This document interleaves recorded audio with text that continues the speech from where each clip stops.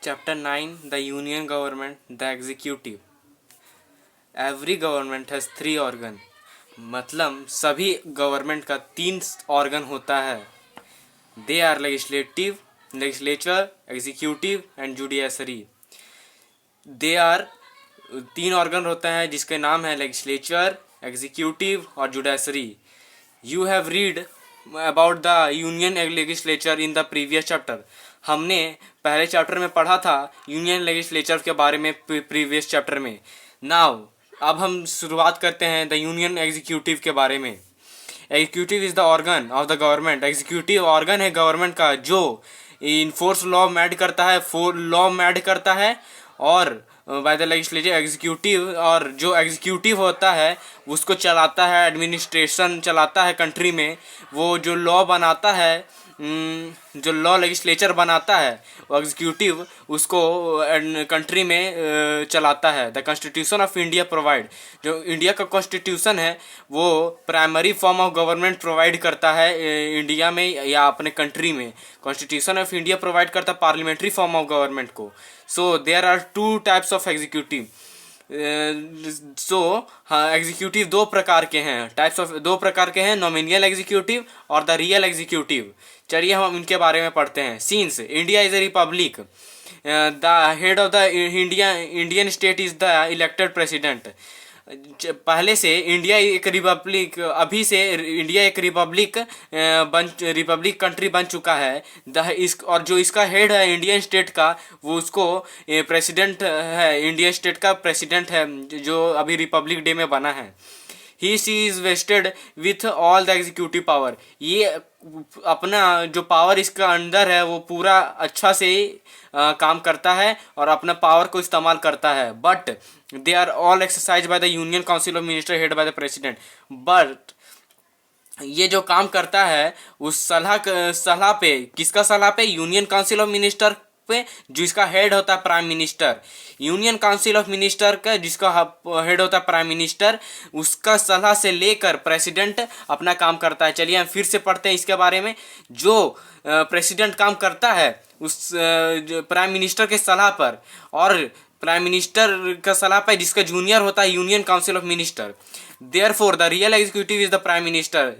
लेकिन the real executive होता है प्राइम मिनिस्टर और काउंसिल ऑफ मिनिस्टर, वेर जहाँ तक द प्रेसिडेंट होता है नॉमिनियल एग्जीक्यूटिव. एग्जीक्यूटिव मतलब होता है जो अपना ऊपर से अंदर से बहुत पावरफुल है, और नॉमिनियल जो ऊपर से पावरफुल है लेकिन उसका जो प्रेसिडेंट है उसका सलाही पर प्रेसिडेंट काम करता है. बिकॉज क्योंकि वो प्रेसिडेंट बहुत सारे एडवाइस में और काउंसिल ऑफ मिनिस्टर से बंधा रहता है. उसी का एडवाइस से, काउंसिल ऑफ मिनिस्टर के एडवाइस से प्रेसिडेंट काम करता है. If the president does not wish to accept any advice, जब कोई प्रेसिडेंट उसको चाह नहीं है कि अब काउंसिल ऑफ मिनिस्टर का एडवाइस से वो काम करे, तब he she may send it back of the council. तब वो जो बिल पास होता है उसको फिर वो भेज देता है काउंसिल ऑफ मिनिस्टर पास फॉर रिकॉग्नाइज, कि बाद में देख के वो फिर से वीडियो जो बिल है वो पास करे. बट लेकिन जब वो सेम बिल फिर से भेजा जाता है काउंसिल ऑफ मिनिस्टर के द्वारा, तब वो प्रेसिडेंट बंधा होता है कि उसको फिर एक्सेप्ट करना ही पड़ेगा, उसे लेना ही पड़ेगा. चलिए डू यू नो पढ़ते हैं. The president of India is called, जो प्रेसिडेंट ऑफ इंडिया है उसको कहते हैं हेड ऑफ स्टेट. जहाँ तक the prime minister of India होता है उसको हेड ऑफ द गवर्नमेंट कहा जाता है.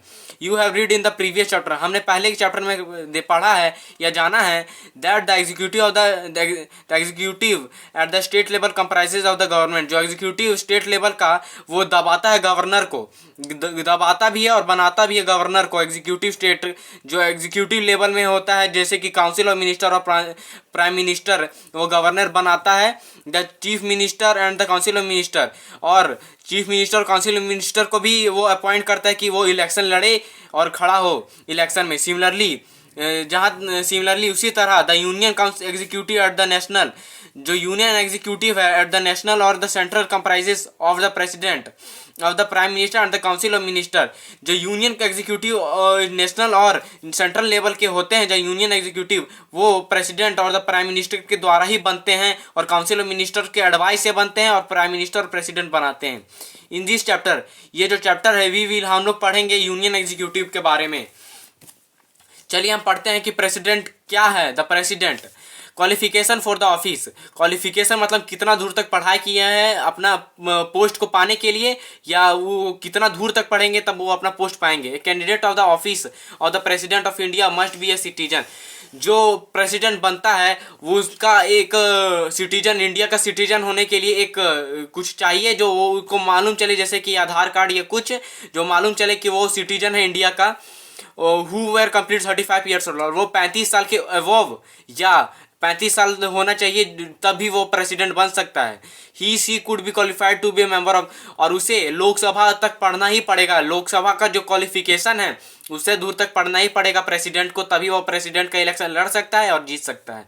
And could not hold any office, और वो कोई भी ऑफिस में काम नहीं कर सकता है। और प्रॉफिट अंडर गवर्नमेंट, और गवर्नमेंट लेवल में जो सरकारी नौकरी होता है उसमें कोई काम नहीं कर सकता है प्रेसिडेंट। टेन्योर, टेन्योर मतलब कब से कब तक वह बनता है, प्रेसिडेंट कब से कब तक वह बन सकता है या बना रहता है। The president of India hold the office of 5 years. जो प्रेसिडेंट होता है इंडिया का वो अपना ऑफिस 5 साल तक रहता है। वो उसके बाद कोई नया प्रेसिडेंट इलेक्ट होता है, तब तक वह 5 साल तक प्रेसिडेंट रहता है। एंड कैन बी री इलेक्टेड, और अगर वह फिर री इलेक्ट हो गया तो 5 से 10 हो सकता है, 5 से 10 साल हो सकता है। अगर वह री इलेक्ट नहीं हुआ, फिर से चुनाव से नहीं जीता, तो वो 5 साल तक होगा। The Rajendra Prasad the first president, जो राजेंद्र प्रसाद था वो पहला ऐसा प्रेसिडेंट थे फ्री इंडिया के जिसने प्रेसिडेंट जो फिर दोबारा भी प्रेसिडेंट सेकेंड टर्म भी प्रेसिडेंट जीता था। डॉक्टर राजेंद्र प्रसाद पहला ऐसे प्रेसिडेंट थे जो 2 बार प्रेसिडेंट का इलेक्शन जीत चुके हैं, पहला ऐसा प्रेसिडेंट है। सो ही कंटिन्यू, फिर ये कंटिन्यू किए हैं अपना ऑफिस 1950 से लेकर 1962 तक। चलिए सेकेंड पेज स्टार्ट करते हैं। इलेक्शन ऑफ द प्रेसिडेंट, ये प्रेसिडेंट का जो इलेक्शन कैसे होता है। The president of India elected directly, जो प्रेसिडेंट इंडिया का होता है वो सीधा electoral college consisting of only the elected members. The president of India सीधा डायरेक्टली एकदम सीधा जो लोकसभा और राज्यसभा में जो मिनिस्टर या चीफ मिनिस्टर बन चुके हैं उनके इलेक्शन या उनके वोट से ही प्रेसिडेंट को चुना जाता है। अब देखिए कौन कौन सा पोस्ट होता है जो प्रेसिडेंट को चुनता है। लोकसभा, राज्यसभा और लेजिस्लेटिव असेंबली के जो स्टेट होते हैं, स्टेट के जो लोकसभा राज्यसभा के मिनिस्टर या चीफ मिनिस्टर होते हैं वो इलेक्ट करते हैं प्रेसिडेंट को। Nominated member of any house do not participate in the election of the president, जो नॉमिनेटेड मेंबर्स होते हैं, जो छटाए हुए मेंबर होते हैं वो नहीं पार्टिसिपेट कर सकते हैं इलेक्शन। प्रेसिडेंट इलेक्शन जो प्रेसिडेंट होता है वो पार्टिसिपेट नहीं कर सकते। The election is held according with single transparent board system of proportional representation, जो इलेक्शन होता है, जो इलेक्शन किया जाता है वो सिंगल ट्रांसपेरेबल वोट सिस्टम के द्वारा ही होता है। सिंगल मतलब एक, ट्रांसपेरेबल मतलब आर पार वोट मतलब चुनाव सिस्टम मतलब उसके द्वारा। अंडर दिस सिस्टम, इस सिस्टम के द्वारा it is essential to secure the fixed quota, यह बहुत जरूरी है कि वो बचाए रखे अपना कोटा को टू गेट इलेक्टेड। और जो इलेक्शन होता है प्रेसिडेंट का उसमें जो लोकसभा, राज्यसभा और लेजिस्लेटिव स्टेट के 50% वोट आना चाहिए, तभी प्रेसिडेंट बन सकते हैं। अगर 50% से कम आया तो वो प्रेसिडेंट बनने नहीं सकते हैं। Impeachment, the process to remove, ऐसा प्रोसेस जिससे प्रेसिडेंट को हटाया जा सकता है उसको इम्पीचमेंट कहते हैं। If a president violated the constitution, अगर प्रेसिडेंट कॉन्स्टिट्यूशन को गलत तरह से इस्तेमाल कर रहा है या गलती कर रहा है तब वह रिमूव्ड हो सकता है, हटाया जा सकता है अपने ऑफिस से, अपने रिसोल्यूशन से, उसको कहते हैं impeachment. Which is passed by, और इम्पीचमेंट लागू होता है एक पार्लियामेंट हाउस में एक बिल पास होगा जिसमें लिखा होगा कि आप इम्पीचमेंट करना चाहते हैं कि नहीं करना चाहते हैं, उसका रीजन भी लिखना पड़ेगा। But not less than 2/3 majority of the total membership. लेकिन पार्लियामेंट में जब ये बिल पास होगा तो दो तिहाई मेंबर्स अगर इसके खिलाफ होंगे या इसके साथ होंगे तभी इम्पीचमेंट का प्रोसेस जारी रहेगा, वरना 2/3 से कम होगा तो प्रेसिडेंट से इनको नहीं हटा सकते। Succession of presidency, in case of office of the president fall vacant due to, अगर प्रेसिडेंट का पोस्ट किसी कारण खाली रह चुका है, जैसे कि वो रिजाइन दे दिया प्रेसिडेंट या मर गया या इम्पीचमेंट हो गया, उसको हटाया जा सकता है, हटाया गया तो द वाइस प्रेसिडेंट, जो वाइस प्रेसिडेंट है इंडिया का, उसको ये रिस्पॉन्सिबिलिटी संभालना पड़ेगा। प्रेसिडेंट का जो रिस्पॉन्सिबिलिटी है वो वाइस प्रेसिडेंट संभालेगा टिल द न्यू, जब तक न्यू प्रेसिडेंट इलेक्ट नहीं हुआ होगा। इलेक्शन मस्ट बी हेल्ड, मगर जब वाइस प्रेसिडेंट आ चुका है प्रेसिडेंट का पोस्ट संभालने के लिए, 6 महीना के अंदर ही या फिर से इलेक्शन होना ही पड़ेगा। अगर नहीं हुआ तो जो होता है वाइस प्रेसिडेंट वही बन जाएगा, 5 सालों तक प्रेसिडेंट बन जाएगा। अगर 6 मंथ तक वो इलेक्शन होना ही पड़ेगा। Emolument and immunity, the president of emolument मतलब तनख्वाह और इम्यूनिटी उसका power. The president of India draw monthly salary, जो प्रेसिडेंट होता है इंडिया का वो मंथली सैलरी 5 लाख रुपए उठाता है। उनका मंथली सैलरी होता है 5 लाख एंड सम अलाउंसेस, और कुछ शर्तों के साथ। ही सी एंटलाइटेड टू फ्री फर्निश्ड रेसिडेंस, वो फ्री फर्निश्ड रेसिडेंस मतलब फ्री का घर में रहता है जिसे गवर्नमेंट देता है रहने के लिए। ही सी official residence in the Rashtrapati Bhavan in new Delhi, और उसे राष्ट्रपति भवन में ही रहना पड़ता है। जब तक 5 सालों तक उनका जो कोटा है फिक्स नहीं होता, वह राष्ट्रपति भवन ही में रहेंगे न्यू दिल्ली में जो है। आफ्टर रिटायर्ड, जब रिटायर हो जाएंगे तो प्रेसिडेंट को उनका पेंशन मिलेगा, जिसे 1.5 लाख पर मंथ होता है। पेंशन उनका ₹1.5 lakh per month through out, और कुछ बेनिफिट्स जैसे कि उसे फ्री रेसिडेंट, फ्री का घर जो गवर्नमेंट से प्राप्त होता है, स्टेब्लिशमेंट चार्जेस जो रहने का भाड़ा होता है उनसे नहीं लिया जाता है, फ्री मेडिकल ट्रीटमेंट, फ्री में आप रिटायर प्रेसिडेंट को कुछ तबीयत खराब हो गया तो उनको फ्री ट्रीटमेंट मिलता है, और मोबाइल फोन और इंटरनेट में फ्री होता है, इंटरनेट जो होता है free medical treatment, A mobile phone, internet etcetera. Power and function of the president, power और फंक्शन प्रेसिडेंट का बताइए, जो पूछ रहा है वो बताइए, और क्या होता है पावर और फंक्शन प्रेसिडेंट का हम जानते हैं। The president of India has executive, legislative, judiciary, जो प्रेसिडेंट है इंडिया का वो एग्जीक्यूटिव, लेजिस्लेटिव, जुडिशियल, फाइनेंशियल और इमरजेंसी पावर उसके पास रहता है। एग्जीक्यूटिव मतलब वो बिल भी पास करता है, लेजिस्लेचर वो चलाता भी है, जुडिशियल फाइनेंस, अगर स्टेट में या कोई देश में इमरजेंसी लागू हो जाएगा तो वो एक होता है इमरजेंसी फंड, उससे पैसा निकाल के वो स्टेट को देगा कि अपना स्टेट चलाओ। Executive power, being head of the union executive, all the administrative decisions are taken in her name, जो यूनियन एग्जीक्यूटिव का हेड होता है वो एडमिनिस्ट्रेशन डिसीजन प्रेसिडेंट के ही सलाह से लेगा। He she make all important appointment including those of the prime minister, council of minister, governor, chief minister and judicial of the supreme court, high court, controller and auditor general of India and attorney general of India.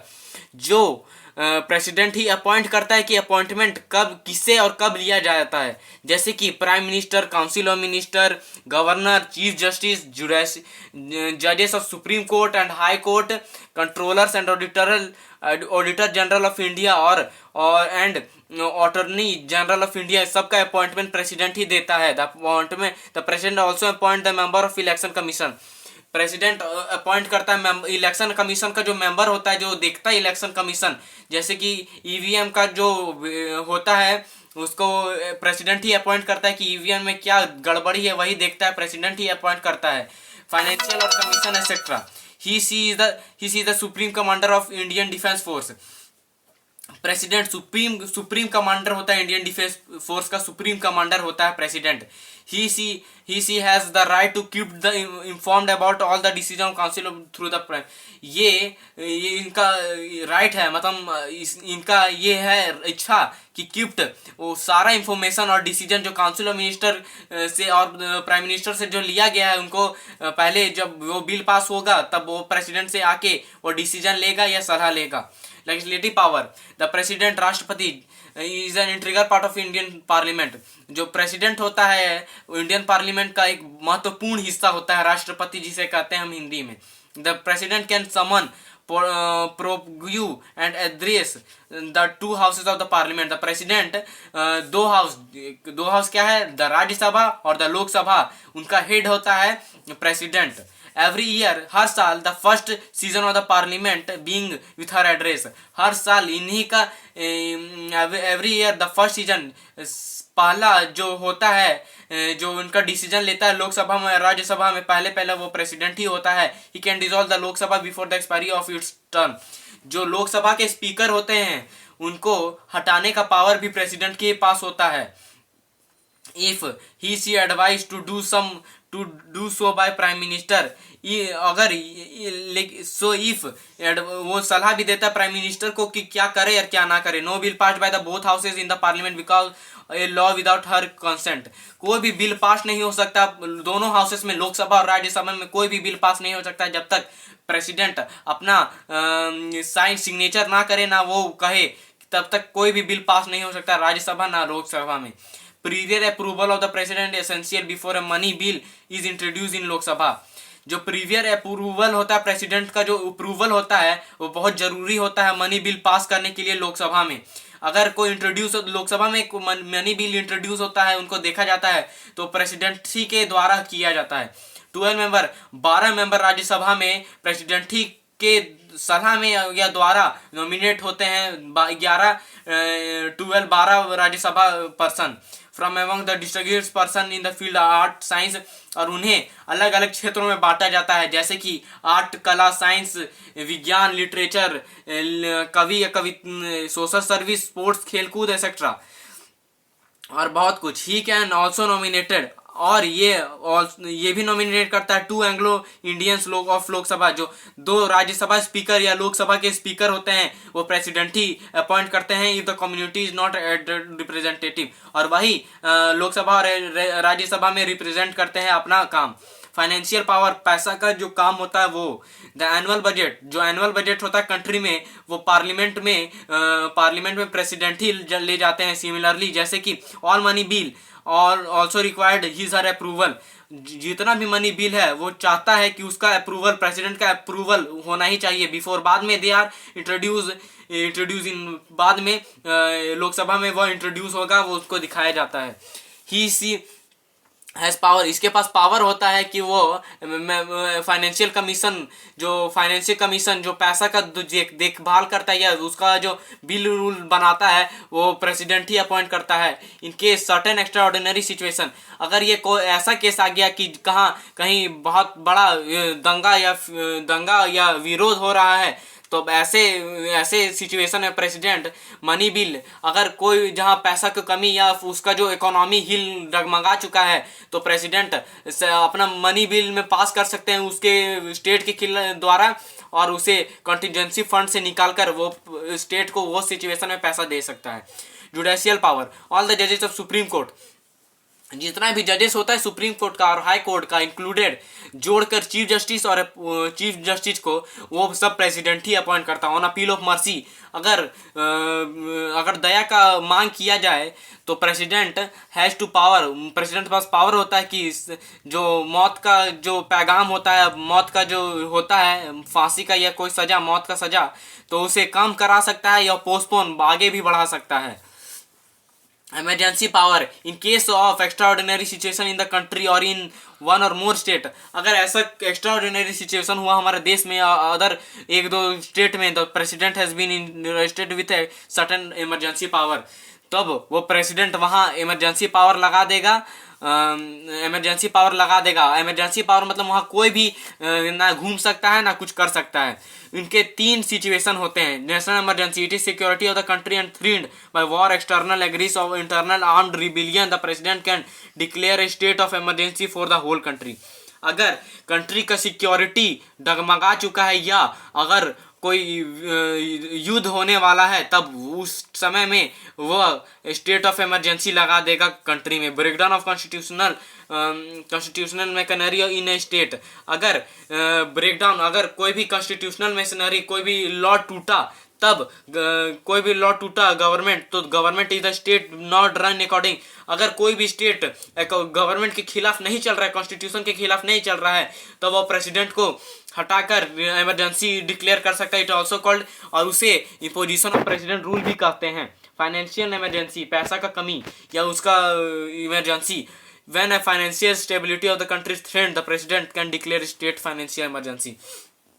अगर country का जो financial stability डगमगा चुका है या कम हो चुका है, तो प्रेसिडेंट डिक्लेयर कर देगा उसमें इमरजेंसी पावर, और उनको फाइनेंशियल इमरजेंसी का उपलब्ध करवाएगा। The emergency power of the president are not absolute. जो प्रेसिडेंट इमरजेंसी पावर होता है प्रेसिडेंट जो द्वारा लगाया जाता है, वो ज़्यादा दिनों तक लेकिन नहीं चलता है। ही से can declare a state of emergency, उसे स्टेट ऑफ इमरजेंसी कहा जाता है। Only on the return advice of the council of minister, सिर्फ काउंसिल ऑफ मिनिस्टर के लिखने ही पर ये लागू हो सकता है, और प्रेसिडेंट उसको सलाह देगा या उनको बिल पास करेगा। Although the position of the president of India is just nominal, लेकिन प्रेसिडेंट का जो पोजीशन होता है बस दिखावा के लिए है, लेकिन constitutional record his authority and the Prestige. लेकिन सब जो उसको सलाह देता है प्रेसिडेंट, वो द काउंसिल ऑफ मिनिस्टर और द प्रेसिडेंट ही सलाह देता है। चलिए पढ़ते हैं the vice president of India. The vice president of India उपराष्ट्रपति जिसे कहते हैं, वो भी 5 ही साल तक इलेक्ट होता है by the member of both houses. दोनों हाउसेस में, राज्यसभा और लोकसभा में, दोनों हाउसेस के सलाह ही पर उपराष्ट्रपति वाइस प्रेसिडेंट ही चुने जाते हैं in accord single transferable vote system के द्वारा, according with the proportional representative system. The vice president is the ex officio chairman of Rajya Sabha. जो वाइस प्रेसिडेंट है वो राज्यसभा का एक्स ऑफिशियल चेयरमैन है, स्पीकर है। He she perform the same function of the Rajya Sabha as the speaker of Lok Sabha does. वो राज्यसभा का सब performance function करता है जो लोकसभा में किया जाता है। Since the vice president is not a member of Rajya Sabha, जो वाइस प्रेसिडेंट होता है वो राज्यसभा का मेंबर नहीं होता है। He does not participate. अगर प्रेसिडेंट का कोई इलेक्शन हुआ तो वाइस प्रेसिडेंट उसमें पार्टिसिपेट नहीं करेगा, उसमें वोट नहीं देगा। लेकिन जब कोई भी वो टाई हो जाएगा, जो इलेक्शन टाई हो जाएगा, he she can exercise his casting vote. अगर वो टाई हो जाएगा तो वाइस प्रेसिडेंट जाके वो अपना वोट डाल के एक पार्टी को जिता सकता है। जैसे कि कोई दो मेंबर्स प्रेसिडेंट के लिए खड़े हुए और 50-50 में दोनों बीच में आगे टाई हो गया, तो वाइस प्रेसिडेंट जाके अपना वोट डाल के 51 से 50 करके वह प्रेसिडेंट जो उसका नॉमिनियल है उसको जिता सकता है। Whenever the office of the president, जो प्रेसिडेंट अगर कोई भी कारण से द प्रेसिडेंट का जो पद होता है वो खाली हो जाएगा, खाली हो सकता है, जैसे कि जो वो मर जाए या रिजाइन दे जाए या इम्पीचमेंट हो जाए, वो प्रोसेस जिसे हम हटा सकते हैं, तो वाइस प्रेसिडेंट, तब वाइस प्रेसिडेंट उसका पोजीशन ले सकता है प्रेसिडेंट का, जब तक नया इलेक्शन हेल्ड ना हो या नया इलेक्शन हो ना जाए।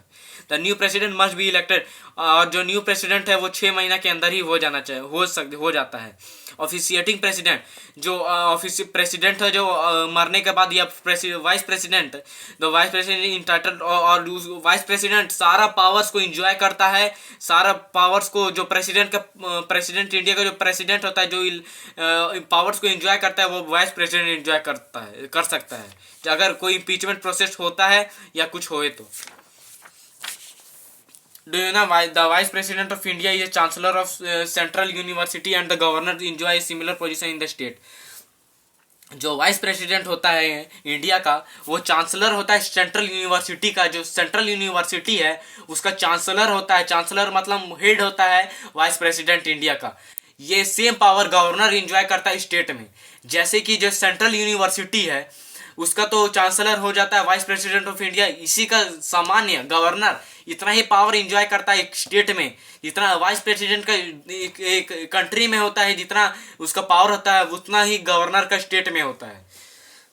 The council of minister of the union council of minister according to the constitution of India, constitution India के चलावे पर या उसके according there shall be council of minister head by the prime minister. Council of minister है उसका head होता है prime minister. It will aid and advise the president in the exercise of his function. जो कोई भी president या काम करता है तो council of union council of minister ही के द्वारा किया करता है, उसके एडवाइस से करता है। The council of minister is responsibility to the popularly elected lower houses of parliament that is Lok Sabha. जो काउंसिल ऑफ मिनिस्टर होता है वो जिम्मेदार होता है पॉपुलरली इलेक्टेड, ज़्यादा से ज़्यादा लोअर हाउसेस में, लोकसभा में ज़्यादा इलेक्शन करे, ज़्यादा आदमी, ज़्यादा व्यक्ति वोट डाले। The council of minister comprises the prime minister. Council of minister होता है वो प्राइम मिनिस्टर के द्वारा ही आता है, उसे ही खड़ा करता है, नॉमिनियल करता है, नॉमिनेट होता है, तभी वो इलेक्शन लड़ता है प्राइम मिनिस्टर के द्वारा। The cabinet minister and the prime minister of the state. और cabinet minister of the state वो बनता है। The composition of council of minister start with the appointment by the prime minister by the president of India। जो council of minister होता है, अगर council of minister या minister election जीत जाए तो प्राइम मिनिस्टर और प्रेसिडेंट के अपॉइंटमेंट ही से वो अपना कार्यकाल स्टार्ट कर सकता है। अदर मिनिस्टर अपॉइंटमेंट, और दूसरे जो मिनिस्टर होते हैं वो बाद में प्रेसिडेंट के सलाह और प्राइम मिनिस्टर के सलाह से चुने जाते हैं। अदर मिनिस्टर जैसे कि होम मिनिस्टर, गृह मंत्री, फाइनेंशियल मिनिस्टर जो होते हैं प्राइम मिनिस्टर और प्रेसिडेंट के सलाह ही पर चुने जाते हैं। There is a no fixed qualification, और इसके लिए कोई भी क्वालिफिकेशन फिक्स नहीं है। अगर वह एक LKG या LKG से आगे भी पढ़े तो वह बन सकता है, लेकिन उसके पास हुनर होना चाहिए, उसका कोई फिक्स्ड क्वालिफिकेशन नहीं है।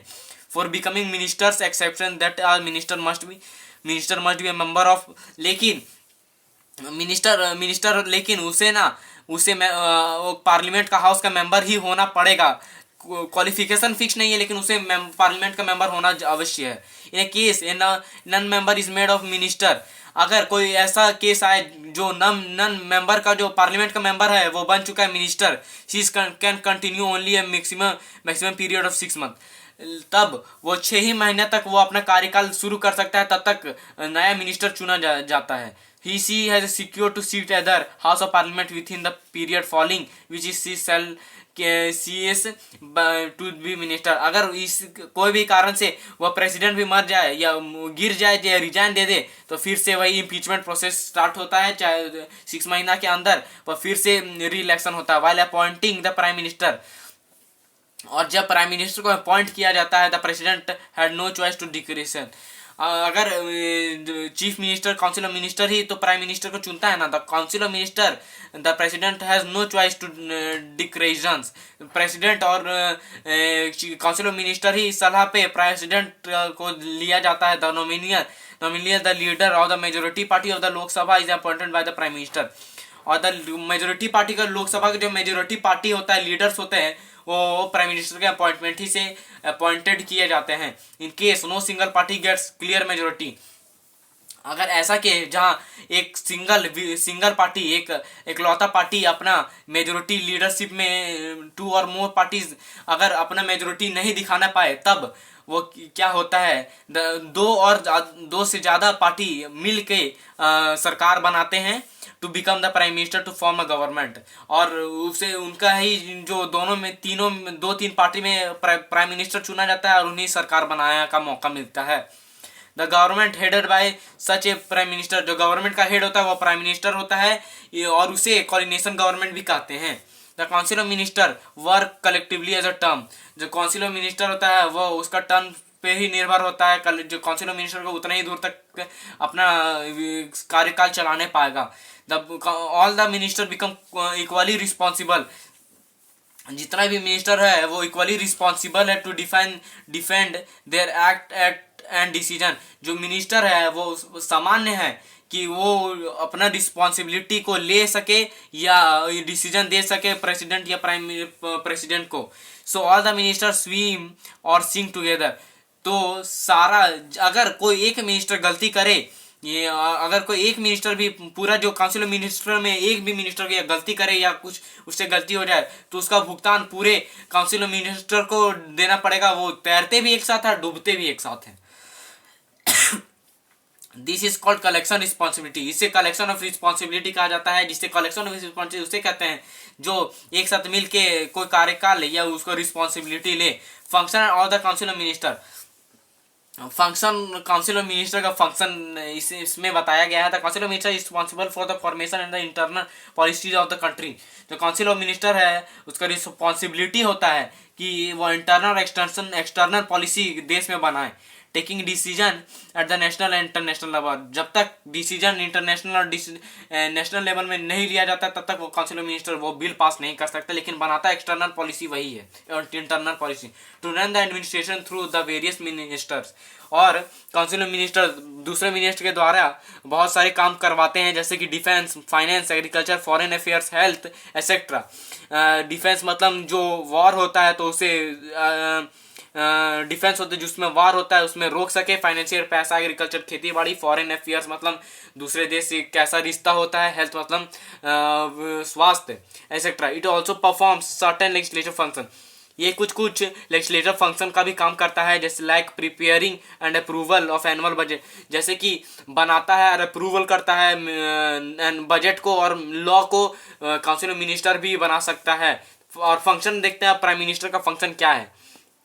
The prime minister is a pivot and the entire administrator involved around him is the prime minister होता है वो entire अंदर का administrator का head होता है as head of the governor।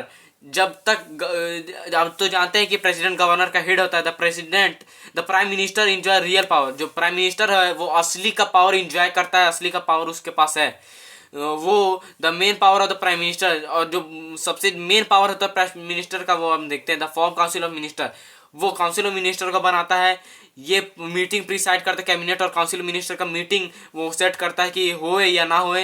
ये coordinate the working various department, वो साथ मिलकर दूसरे एक से दूसरे डिपार्टमेंट को साथ मिलकर काम करने की का एडवाइस देता है, ये सलाह देता है।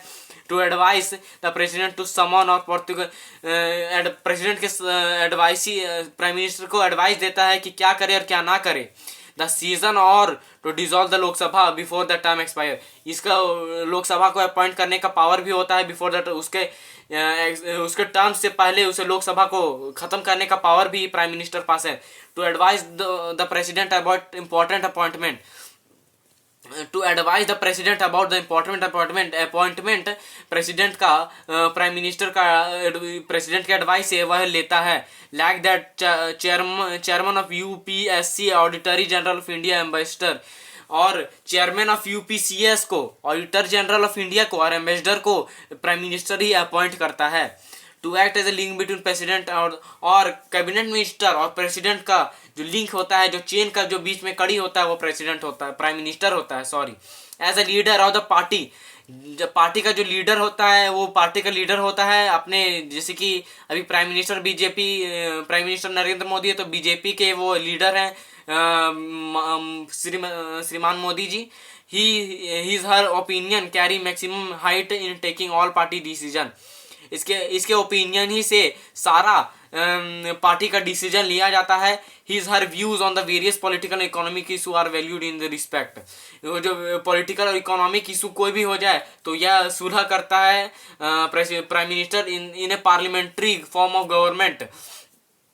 पार्लियामेंट्री फॉर्म ऑफ गवर्नमेंट होता है वो प्राइम मिनिस्टर ऑक्यूपाई करता है। और the most important position is weld a lot of power. सारा पावर जो होता है वो प्रेसिडेंट ही पास होता है, लेकिन उसको एडवाइस दिया जाता है प्रेसिडेंट को कि वो करे और ना करे।